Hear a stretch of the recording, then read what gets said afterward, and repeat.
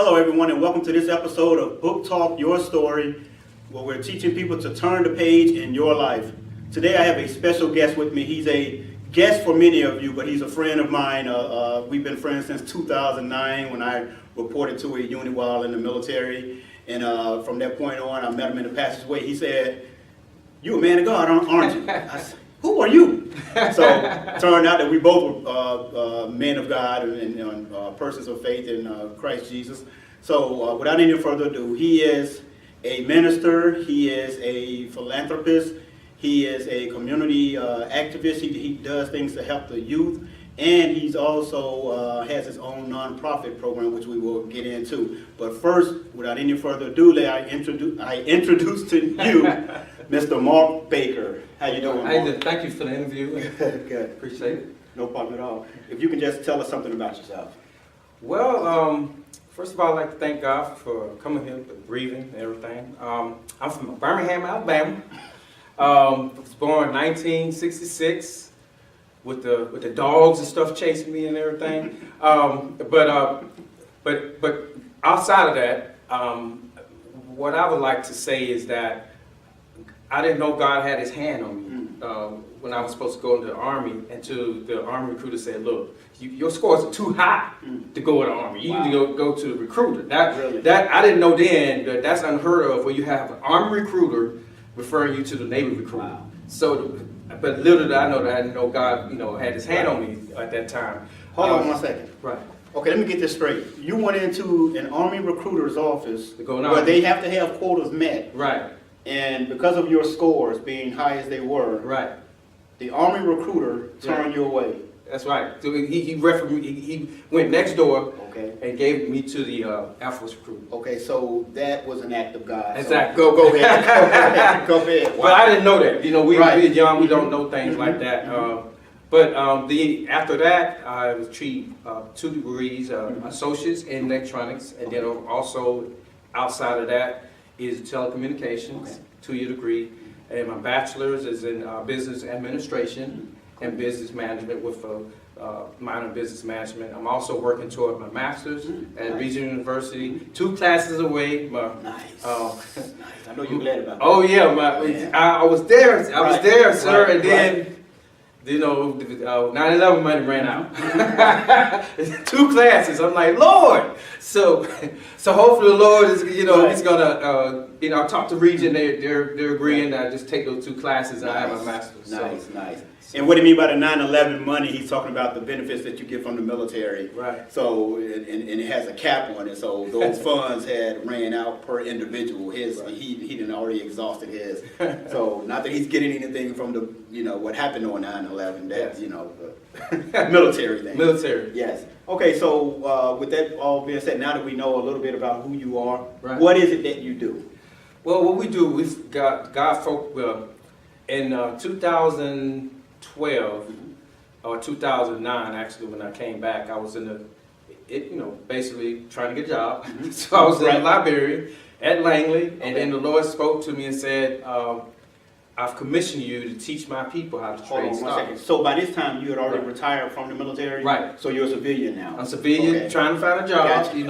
the trash man or whatever, trying to find. But in that library, the Lord spoke to me and said, "I've commissioned you to teach my people how to trade stock." I said, "Okay, Lord." He said, "Go ahead and get a pencil and some paper." Right. And then he said, "Write the vision down." So he began to show me Christian trades and what he wanted to do. I was set up.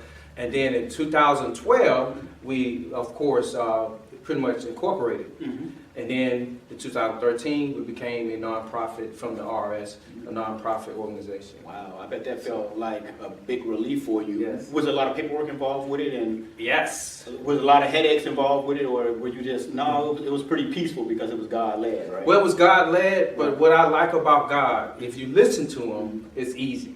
It's not, it's simple, but not easy. Right. But you have a guidance, and Right. you're going the right way. So to me, I found out that He showed me. He said, "Mark, don't go cheap."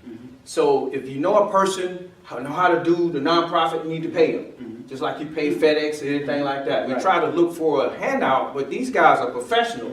So when they did the nonprofit, IRS didn't call me for questions. They called them. Yeah, right. So it took the burden of Took the burden off, of right, you. right. Yeah. Wow. Yes. Wow. Don't go cheap. That's the main Nice. thing I know. Yeah. Nice, because God did say in His word that His burden is what? Light. His yoke is easy. Exactly, and His yoke is easy. Yeah. So He lightened the burden for you by putting by allowing Thank you, Jesus. let the professionals handle this right here. Right. That's good. So that's very important because sometimes we will get a vision from God or hear a word from God. Right. We'll run with it thinking that we're supposed to do everything. Exactly. And we exhaust ourselves and we get mad at ourselves. And mad at God. And mad at God. Right. Exactly. And then the thing that He purposed for us to do is now all destroyed because you dismantle it because you can't go any further because you're broken down and unable to continue going. So, what keeps you going? Well, but no, what keeps me going is my faith in God. My faith in God and the prayer that I have every day and the fellowship I have with Him every day. I ask Him for everything. Should I, eat toast? Should I eat bread? So if that's the case, and the Bible said, the Word of God says that we are to have His Word like bread. So the thing is, my daily bread. He's my daily bread, and so that's what keeps me going. So before I do something, I ask God, what should I do? What turn left or right? So I know that God is with me wherever I go. He's always with you, but a lot of people they get to a point. We get to a point where okay, He shows us the way, but then we go on remote control, not knowing that He's supposed to show us every way, every day, every way. So that's my fellowship that keeps me going, and also that also keeps me from being lonely. Good. Because we won't get too much into it, but recently he lost his spouse, and so you pretty much now he's the father of 2 children, and he's taking care of this business, so he has a lot on his plate. How do you get through it all? I mean, you have a lot to contend with. You have the business going, you have your, the children that you're still raising, Right. and yet you find the motivation somehow Right. to keep a smile. I mean, I have never, ever seen this guy without a smile on his face, no matter what is going on. No matter what's going on. We could be on deployments and stuff, and everyone else is all worked up. He's still smiling. Why is that? Well, I mean, I think it's just be grateful to God. When you wake up in the morning, and for instance, we was doing a Bible study, right? It was something for the kids every. Because we have youth. I also do youth in our church, and then God showed me about this girl. She had no arms, but yet she drove. She said she didn't want no special treatment from a ROTC. She was a battalion commander. She's doing all this stuff, and I'm like, God, why am I complaining so much when this girl fixing, sandwiches with her feet and can write better than me and you with her feet. And that's what keeps me going is that we are so grateful just be grateful for the little things. So when I start complaining, I think about the girl with no arms, I can make it. I can do it. I can do it. If she can do it, I certainly can do it. Right. You have no excuse for not doing it. Exactly. Because you have everything. Exactly. You have everything to work with. Wow, that's amazing, man. That is truly amazing. Right. So now that you have your motivation, right. What have you put that motivation into doing? Like you have the Christian Trades right. organization, right. And what other projects do you have? Well, we have the first teaching people about the stock. We have a trade group, which is about 17 people, and we actively trade every day, and we receive texts and charts and everything like that. So if anybody want to be, anybody that wants to trade stock on the stock market, we can add them to our trading group. So in other words, they can say, okay, I've been looking at Apple, I've been looking at, Tesla, which one should I do? So you can ask the group. You can ask the group because the group, the Bible says that there's safety in the multitude of counsel. So you can ask the council of traders so you get a good recommendation because we do it every day. And then the other thing is we have our outreach with the kids, which we have 2 centers, and we're working with them on life skills, introduce them to Jesus Christ. That's our first thing. And then, of course, life skills, which is counseling, which is stress management, money management, and actually mental health. We find out now mental health management. Okay. So these kids, they're going to need that when they get older. And, of course, our nonprofit organization, which is Shine Light, Shining Light Investment Corporation. We help people with 401ks and the retirement funds. Wow, that's interesting, man. Right. That's a lot going on. And back to the, Right. now, we talked about the Christian trade, so let's hit on what's going on with the youth. You said you have 2 centers now. Right. I remember starting out with you back Yeah. in 2010. We started in one area, then we got blessed enough to move to another area, Right. and it steadily grew. Right. So what's going on with the project? That you now have 2 centers, so are you Right. at both places? Right. Or are you doing, Uh-huh. are you primarily at one and you oversee the other? Mm-hmm. How is that? How are you working at? Well, I'm glad you asked that. And this comes from actually fellowshipping with God. Okay. I asked God, what do you want me to do? He said, help get partner with other people, partner with other up-and-coming nonprofits, and then get them in the limelight.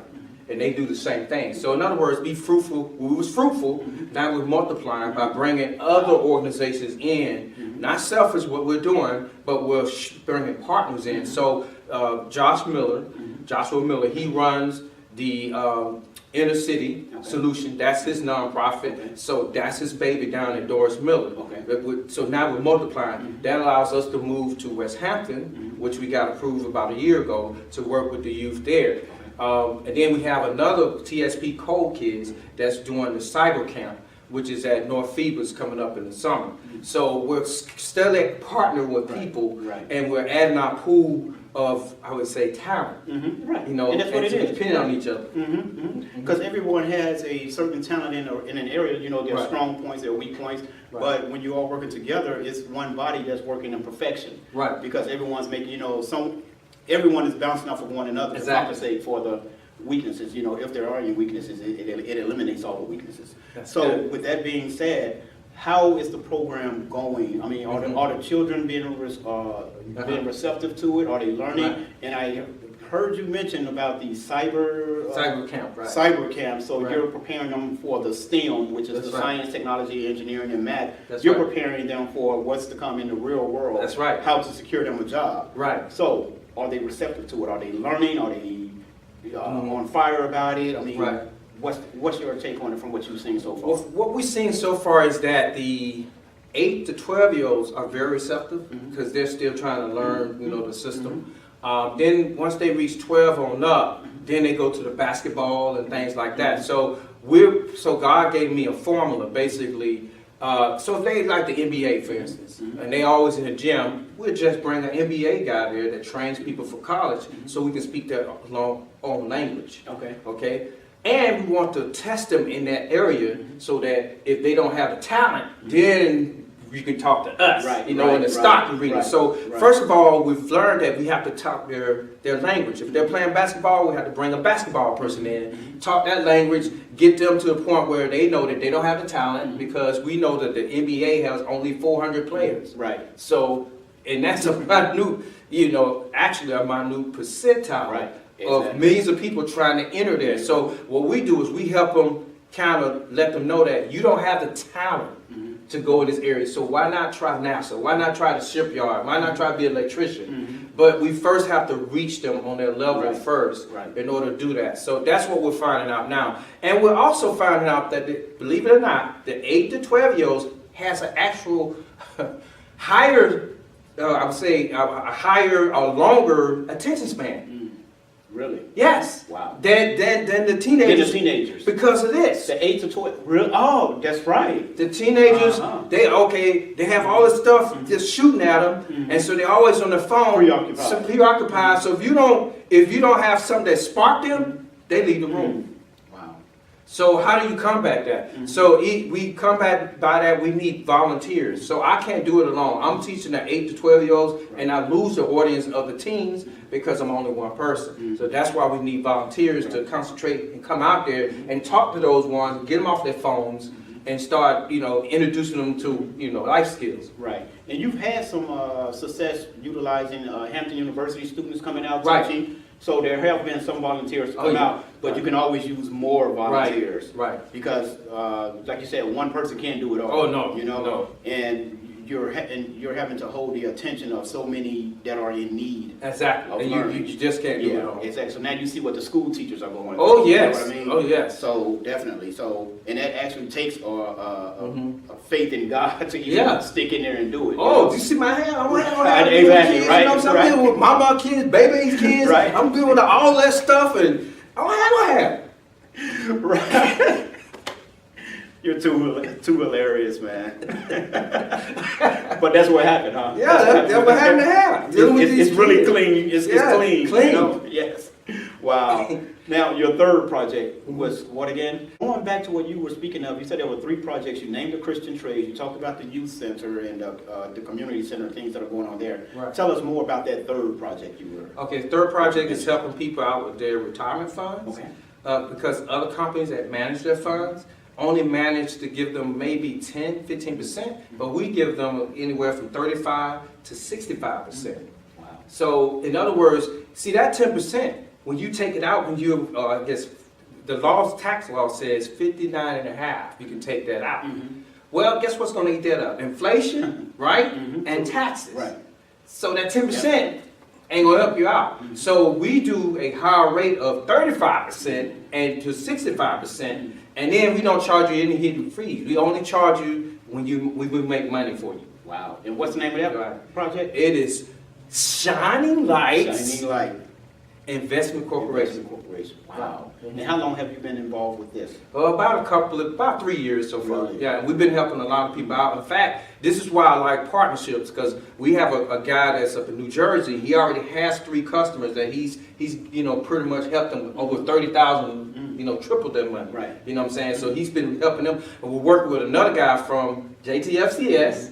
Is trusting us with a certain amount to handle, and then we have contracts with them. Okay. And so our contract is, I find the clients, I get 5%, the other guy does the work. This is why partnership is so important. And he does the work, he gets 20%. Wow.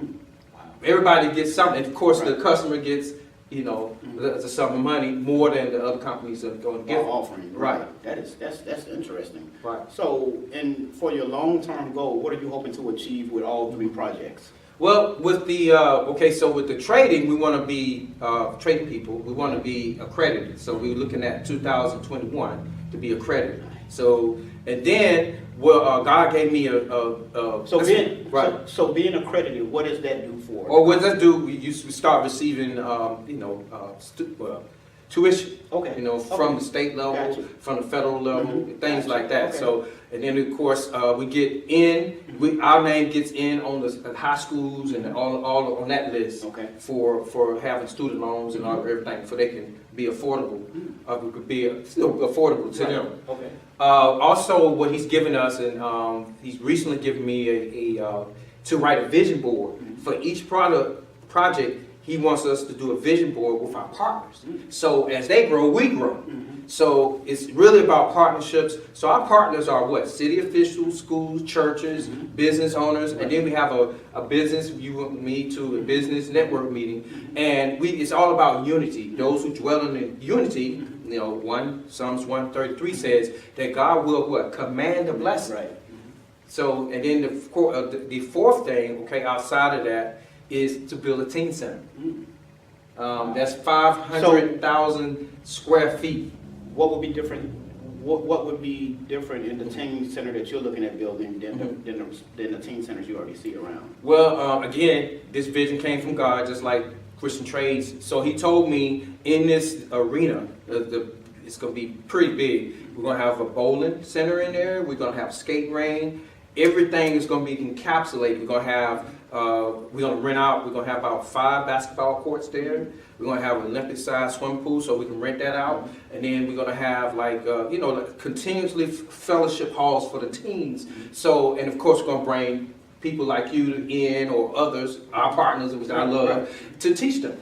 That's good. That's good. So your heart is really into the youth, into Yes. developing now. Right, And that call for you to go out and do above and beyond right. what is being done today. Right. You know what I mean? Because Right. it's just the normal things that are out there, but you need something that's going to hold them and attract them and keep them, Right. but at the same time, feed them spiritually. Right. Because that's your, like you said, that's your first That's your primary job. Right. Is to make sure that they're on the right path with their faith. Right. And then after that, okay, now we can work on these other things. Right, and I'm so glad you said that. That's why we need a teen center, because these centers don't allow us to openly come out and show them about Jesus. So we have to do it other ways. When we get them off the premises, like Right. for instance, a field trip. Now, in our bus, we can say prayer, we can pray for the food, Right. things like that. Well, eventually, we're going to have that teen center is going to resolve that problem, where they are actually going to know what we're all about, and they'll come to the center, we'll pray with them and everything like that. Right. Which is something that many of them need because they are not getting it at home. They're not getting it any other place. Right. So they need to know that someone is praying for you, and this is how you can pray for yourself and pray for others. Right. Things that they need to be taught. Okay, so with all of that being said, what's your long-term goal for the 3 projects? Like, what are you hoping that The 3 projects will happen with? Yeah, exactly. So with the teens, of course, the teen center, with the Shining Lights, with the Shining Lights Investment Corporation, of course, more clients. So what we'll do with that is, again, we'll use the vision board. That's why I like the vision board. Also, I got the idea from my church. I had one of the ministers.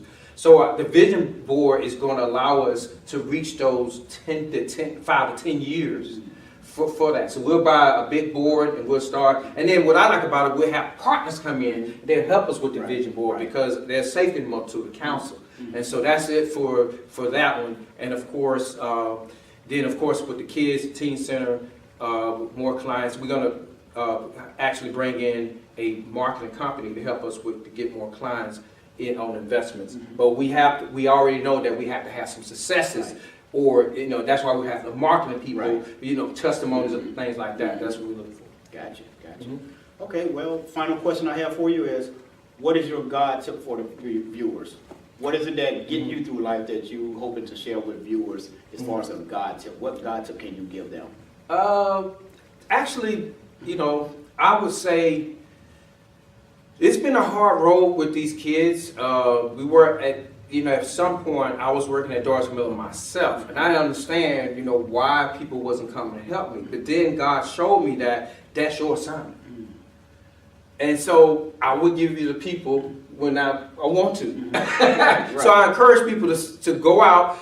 People are not going to be with you at first because, just like the pastor said before, God strips you from things like he did Moses when he killed the Egyptian and he had to flee, right? Joseph, he got through what? In the pit. So we're not going to be any different. So sometimes we have to go it alone, and then when we're ready, God would bring people. So in other words, God is trusting you with the small things so you can be rule over many. But a lot of us, we don't want, I was one of them. I want to do the small, I want to do the big thing. But it took us some years to get the big thing because we had to be faithful in the small things. Exactly. So I encourage you, whatever God gives you to do the small things well first. In other words, if you can't handle $1,000, why is he going to give you $1 million? So that's why I've learned to encourage you in those small things. There's greatness.